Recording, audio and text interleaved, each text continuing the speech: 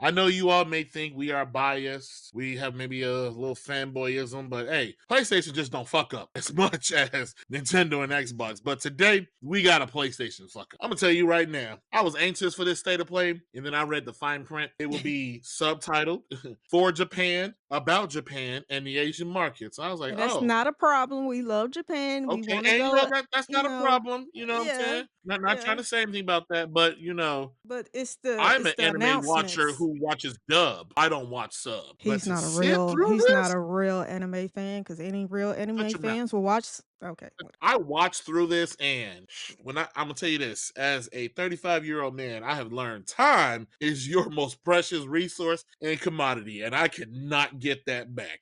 This state of play was a bit of a snooze fest. Most of the shit they talked about or announced, I did not know. Halfway through it, they started speeding up, and it reminded me why I don't like to watch sub, because as quick as you try to read it, they're moving along to the next thing. But hey, we're just here to report the news. And Mhm. I'm going to give you the highlights. So, the biggest things, or most of this state of play, was Dragon Quest VII Reimagined. I'm not huge into Dragon Quest games, and for one reason, a lot of them are very old and outdated. They are turn based. Infamous is not a turn based player to some degree, depending on the aspects of it, but I just feel it's a relic of its time. I do Well, know it's Dragon reimagined. Quest. Yeah, it is reimagined, and I'm gonna get to that. Now, Dragon Quest games have huge fan bases. We're talking Yeah. on the scale of Nintendo fans. And the older the game is, the harder it is to find and the more expensive it is to find. I believe Dragon Quest VII was redone for the 3DS. For you to find that cart in CIB form, it might run you maybe about $200. That's like 90s hard note prices right there. But it looks kind of cheesy, kind of childish, but I see what they're doing. It does look interesting. I'm my older age, I am kind of tolerating a little more of these type of games. Would I get it? Probably on a sale. I mean, it's a single player game. Everything eventually goes on sale. The next thing they showed, this kind of it's a classic, but at the same time, it's a fucking remake. And this is a mouthful. The Fatal Frame Crimson Butterfly 2. I don't know why in the hell they did not want to trim that down. I'm assuming brand recognition, so people know what the hell it is. CBR. It's a remake. Yeah, it's a remake. There is nothing more I need to say. Besides that, the Fatal Frame games, this is true old school PS2 horror. We're talking about you played this in your room, even during the daytime. It scared the shit out of you. You went to bed early. The Japanese are some pretty people when it comes to horror in their image. But hey, it's another fucking remake. Next game was Tokyo Extreme Racing. I got nothing for you. It's a fucking racing game. There's no way to innovate on racing. It's a car. There's four wheels. There's engine. There's shift up, shift down. We live in an age where the biggest racing titles are PlayStation's Gran Turismo and Xbox and PlayStation's Forza series. Nothing else to really go on there.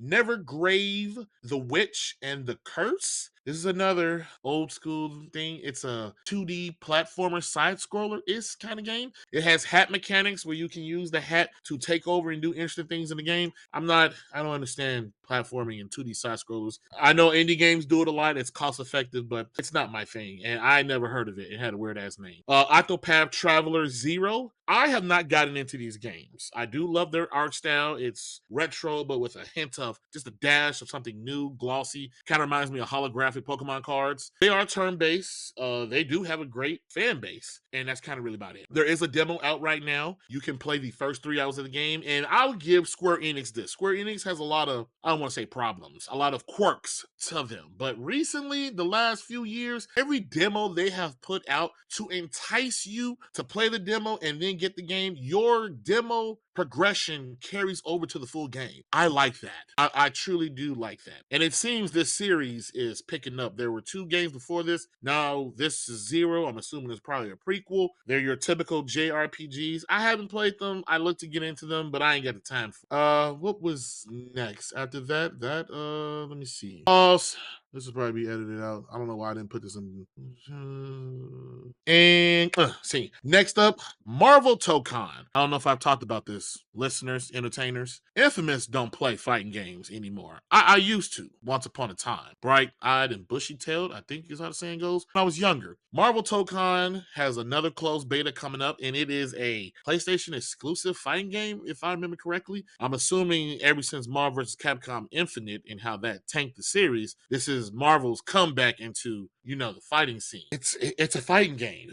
I mean, there's nothing else to say. It's a fighting game, Marvel characters. It will probably always live in the shadow of the greatest fighting game that people think of, Marvel vs. Capcom 2. But then there was an announcement. We got some hardware announcement. Sony announced a gaming monitor, 27-inch display with a built-in charger for the DualSense. Okay, going a little bit for the convenience, but I don't see, But hey, they want to try to cater to both markets. Hey, you go ahead. Now this was a little odd. They took a playbook out of Nintendo. A new PS5 was announced. It's a specific PS5, specific for Japan only, at a lower. I can't recall if it's region locked to Japan, a la the Nintendo Switch 2, but it is I guess a way to get more of the hometown audience back home to PlayStation. Some of you may not know this, even though Nintendo and PlayStation are both Japanese-based companies. Nintendo mops the floor with PlayStation in their home country. So this is them saying, hey,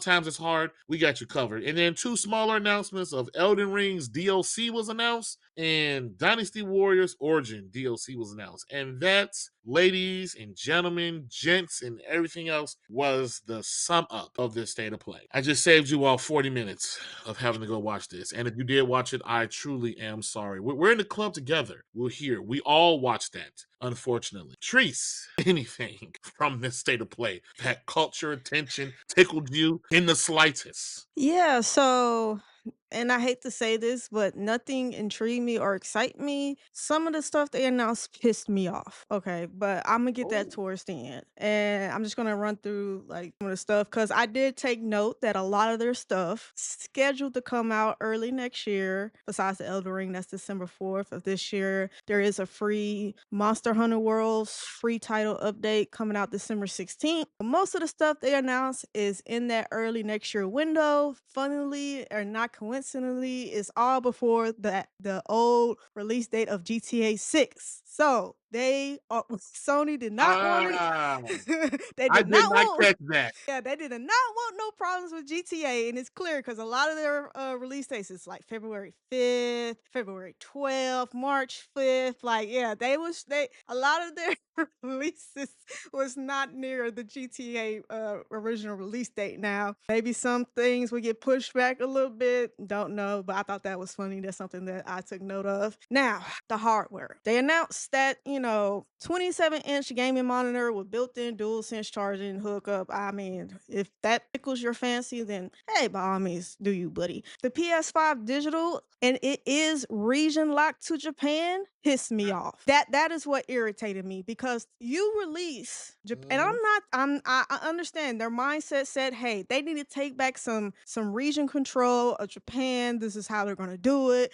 They're gonna lower the price. And it is a digital edition. It's not a hard disk, whatever, but that's not the problem. That's not the problem. You just did an increase the United States to 750. Mhm. You have the audacity to then turn around like a month too late 2 months later and say, hey, we have a region locked Japan exclusive edition that's going to be priced at what? $356 US. Now that's 55,000 yen. What?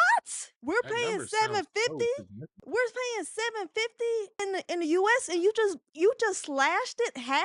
Where's our region locked ass system that's discounted in? Not saying that I'm buying it because I'm not buying PS5 Pros or any new PS5 versions. No, it's a wrap, buddy. I find it frustrating, and I'm not even trying to be funny as somebody that's based in the US, and I understand that. I mean, maybe Japan, I don't know their financial situation, I don't know their employment, I It's mean, bad. we It's yeah, bad. I mean, but we're bad here too, and they still chose 750 price. Come on, man.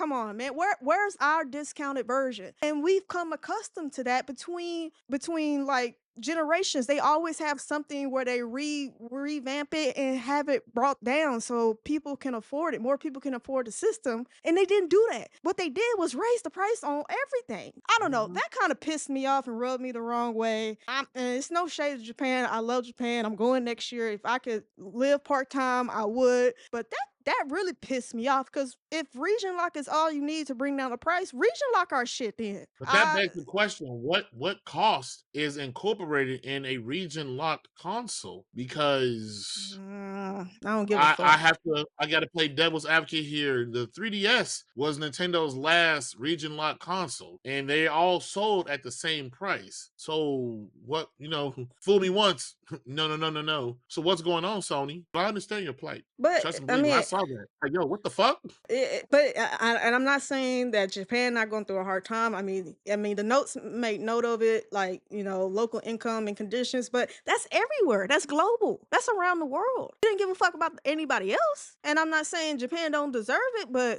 don't we deserve it too? That's all I'm saying. Why not us too? Why not us too? And that was the main thing that pissed me off. And from the reactions of Reddit and all that, a lot of people are complaining about that. They don't understand. They're kind of having the same sentiments as me. And some people that bought the PS5 Pro at 750 are they're the ones that's really pissed off. But Mhm. I've been saying this about State of Play for a long time. They all been snooze fest. And the fans' reactions on Reddit kind of symbolize that too. They quote that it was underwhelmed. I mean, many announcements were solid, but there was expectation for mega reveals, and we just did not get that. The feeling of this I don't know why state they of had that expectation. They didn't say anything beforehand.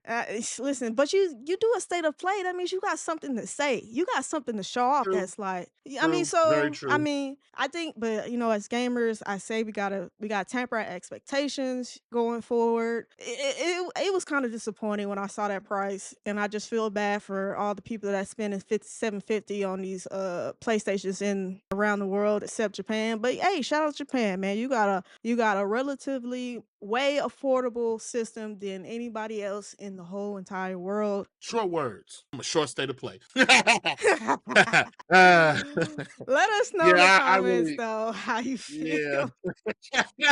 I couldn't help it. But it really wasn't shit. I mean, let us know in the comments, like my co-host said, how you all felt. But I mean, hey, hard times are coming, and this is just more proof in the pudding. Yeah. But anywho, and that's it for this video of Are You Not Entertained podcast. Thanks for hanging out with us. Don't forget to like, comment, subscribe, and hit that bell so you'll never miss our next hot take. Until next time, Are You Not Entertained?